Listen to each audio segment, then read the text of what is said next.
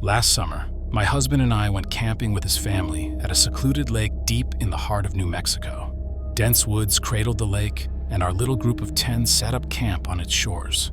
The only other people nearby were 6 strangers at a campsite just visible across the way.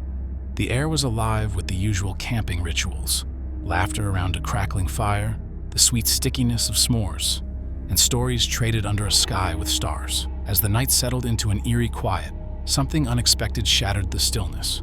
A faint cry, but unmistakably the voice of a little girl calling for help. Everyone froze. My mind raced. Neither our group nor the neighboring campers had brought children, but the cries persisted, faint and desperate, carried by the breeze. Compelled by an unspoken agreement, the two groups joined forces, flashlights piercing the darkness as we followed the sound. It led us to a field behind our campsites. There, in the pale light of the moon, we saw it. A figure stood about 100 feet away, motionless. It was unnaturally tall and impossibly white, as if its very form rejected the shadows around it. Even at a distance, we could see its unnerving slenderness, a skeletal frame wrapped in a ghostly glow. And then, it mimicked the cry of the child, the same pleading voice that had lured us there. A chill swept over us. Someone whispered, "What is that?" But no one moved at first.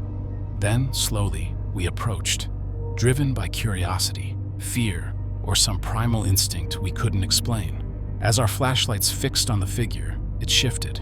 It didn't move like anything natural. Instead, it seemed to glide backward, effortlessly retreating as we drew closer.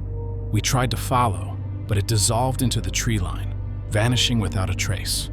The forest swallowed the figure, but the voice lingered. All night, as we huddled in our tents, the cries for help continued, faint and haunting, drifting from the direction of the woods.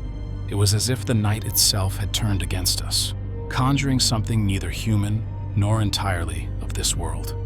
When the first rays of dawn painted the horizon, the voice finally ceased, leaving an eerie silence in its wake.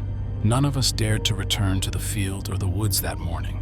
Even now, I can't shake the memory of that unearthly figure, nor the haunting cry that echoed in the darkness.